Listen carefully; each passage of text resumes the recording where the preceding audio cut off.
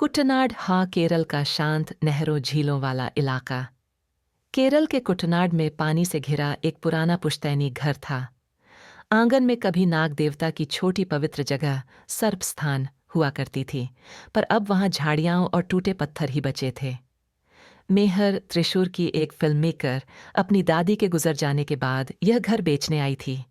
गांव का नाव चलाने वाला थॉमस बोला, मैडम, बरसात के इस महीने में यहाँ रात मत बिताइए। अगर पायल की आवाज सुने तो दरवाजा मत खोलना। मेहर ने हंसकर कहा, ये सब लोक कथाएं हैं, असल में कुछ नहीं होता। पहली रात। रात को हल्की बारिश थी। मेहर कैमरे लगा रही थी कि अचानक हवा में चमेली की तेज खुशबू फैल गई। हैरानी की बात, क्योंकि कहीं भी फूल नहीं थे। 12 बजते ही लकड़ी की फर्श पर हल्की ठन ठन जैसी आवाज आने लगी, जैसे कांच की चूड़ियां टकरा रही हों। फिर साफ साफ पायल की छन छन सुनाई दी। बरामदे के किनारे सफेद किनारी वाली साड़ी कसावू पहने एक औरत खड़ी थी। बाल खुले, भीगे हुए, चेहरा सुंदर, पर आंखों के किनारे लाल। उसने धीमे कहा, तुम यहां क्यों आई? मेहर डर गई।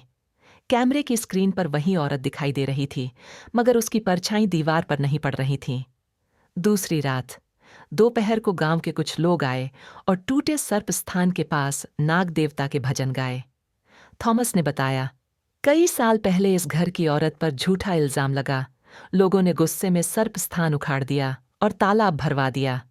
उसी रात उनकी बेटी चंद्रिका नौका पलटने से डूब गई। कहते हैं वह अब यक्षी भट की आत्मा बनकर अमावस्या की रात लौटती है। शाम ढली तो घर के अंदर से कांच टूटने की आवाज आई। स्टोर रूम में एक पुराना हाथ आईना बिखरा पड़ा था। उसके टुकड़ों में दुल्हन जैसे पांव दिखे, जैसे कोई अभी अभी गुजरा हो। फिर वहीं चमेली की गंध और कान के बिल्कुल पास से एक फुसफुसाहट, मेरे बच्चे। पर वहां कोई दिखा नहीं, सिर्फ पायल की धीमी धीमी छन छन थी। तीसरी रात। आज मेहर ने 3 कैमरे अलग अलग कोनों में लगा दिए। आधी रात को लालटेन बुझी, दोबारा जलाई तो लौ नीली दिखी। बरामदे में वही औरत आ खड़ी हुई। हाथ में नारियल का खोल था, जिसमें काला सा पानी भरा था। वह बोली, पानी पियोगी? मेरा नाम चंद्रिका है, यहीं की बेटी। जिनको तुमने भुला दिया वे यहीं ठहर जाते हैं। मेहर ने पूछा, तुम सच में हो? चंद्रिका आगे बढ़ी। उसके कदमों के पास पानी में कोई लहर नहीं उठी, जैसे वह पानी को छू ही नहीं रही। उसने थोड़ा काला पानी जमीन पर डाला। मिट्टी पर सांप की आकृति उभर आई, कांपती हुई। तुम्हारे घर का कसूर है, वह बोली। किसी एक आखिरी मेहमान को आज की रात मेरे साथ घर में ठहरना होगा। उसके बाद मैं चली जाऊंगी। अगर कोई न ठहरा तो मैं अपनी पायल की आवाज से बुला लूंगी। चौथी रात। थॉमस आया। अब बहुत हुआ, हम चलते हैं। वह और मेहर लंबी नाव में बैठे और नहर में सरकने लगे। अचानक नाव अदृश्य पकड़ से डगमगाई, जैसे किनारे से किसी ने रस्सी खींच ली हो। मेहर ने पानी में झांका। नहर दर्पण सी शांत थी, पर नाव के साथ एक और छाया चल रही थी, कदमों की छाया। नीचे से पायल की छन छन उभरी। वही आवाज हवा में तैरती आई, आखिरी रात मेरे साथ ठहरोगी? थॉमस ने क्रॉस का निशान बनाया और बोला, कूदो। उसने मेहर का हाथ पकड़ा, पर ठंडे गीले हाथों ने मेहर के पांव थाम लिए, लोहे सी पकड़। नाव स्थिर हो गई। चंद्रिका ने मेहर की आंखों में देखा, जैसे पुराने घर की टूटी दीवारें, सूखी जड़ें और चमेली की बेल सब वहीं हों। वह कह रही थी, मुझे वही चाहिए जो छीना गया, रात भर की संगत और मेरे स्थान का सम्मान। आखिरी रात। एक सीधी सी शर्त मेहर बोली, अगर मैं आज रात तुम्हारे साथ घर में ठहरूं तो तुम मुक्त हो जाओगी? चंद्रिका चुप रही, पर उसकी आंखें नरम पड़ गईं। मेहर ने कहा, और कल से सर्प स्थान फिर से बनेगा, पेड़ लगेंगे, पूजा होगी। पर वादा, आज के बाद किसी को नुकसान नहीं। मुझे रात चाहिए और तुम्हारा वादा, चंद्रिका बोली। फिर हर अमावस्या मैं नागों की रक्षा करूंगी, जैसे पहले करती थी।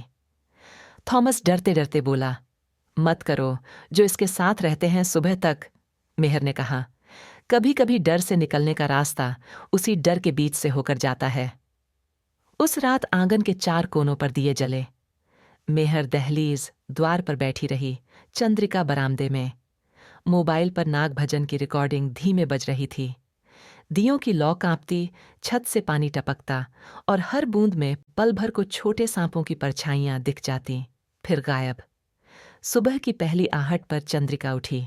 उसके कंधों का बोझ जैसे उतर गया। वादा? हाँ, सर्प स्थान फिर बनवाऊंगी। पेड़, पूजा, सब। उसका नाम चंद्रिका काबू रखेंगे, मेहर ने कहा। चंद्रिका मुस्कुराई। पायल एक बार धीरे से बजी, इस बार बहुत दूर से, और वह धूप में कदम रखते ही ओझल हो गई, जैसे धूप में धुंध गल जाती है। बाद में कुछ हफ्तों में नहर के किनारे एक छोटा सा उपवन बना, चंद्रिका काव्वू। लोग फिर नाग पूजा करने लगे। थॉमस कहता, उस रात के बाद नहर में रात को लहरें फिर दिखाई देती हैं। अब कदम बिना आवाज के नहीं चलते। मेहर ने अपनी फिल्म किसी बड़े प्लेटफॉर्म पर नहीं डाली। उसने इसे उसी घर के आंगन में दियों के बीच गांव वालों को दिखाया। आखिरी दृश्य आया, 4 दिए और हल्की चमेली की खुशबू, तो सबको लगा जैसे हवा हल्की हो गई है, मानो पुराने कसूर का बोझ उतर गया हो। और हाँ, एक बात और, बरसों बाद एक पर्यटक परिवार रात में उसी नहर से गुजरा। पानी शांत था, पर नाव के साथ एक तीसरी छाया चल रही थी। बच्चे ने पूछा, माँ, ये कैसी आवाज है? माँ बोली, पायल की। और दूर चंद्रिका काबू की तरफ से बहुत हल्की, बहुत मीठी छन छन आई, जैसे कोई कह रहा हो, घर का मान रखना, मैं यहीं हूं। अगर आपको ऐसी डरावनी रहस्यमयी कहानियां पसंद हैं तो चैनल को सब्सक्राइब करें, वीडियो को लाइक करें और बेल आइकन दबाएं। कमेंट में बताइए, रात में आपको सबसे पहले क्या सुनाई देता है, हवा, पानी या पायल?